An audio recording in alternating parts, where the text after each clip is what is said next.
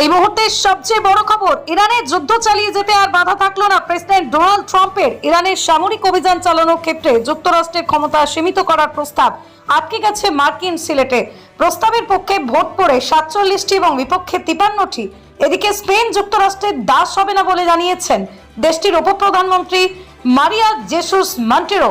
অন্যদিকে ইরানের বিরুদ্ধে যুদ্ধে ভারতীয় বন্দর ব্যবহারের মার্কিন দাবিকে সম্পূর্ণ ভিত্তিহীন ও মিথ্যা বলে প্রত্যাখ্যান করেছে নয়াদিল্লি। মার্কিন সিনেটের সংখ্যাগরিষ্ঠ সদস্য প্রেসিডেন্ট ডোনাল্ড ট্রাম্পের ইরান অভিযানের পক্ষে সমর্থন জানিয়েছেন।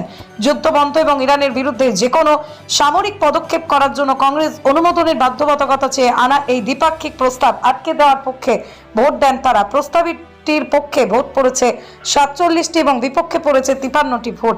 ফলে যুদ্ধ চালিয়ে যেতে বাধা থাকলো না ট্রাম্পের।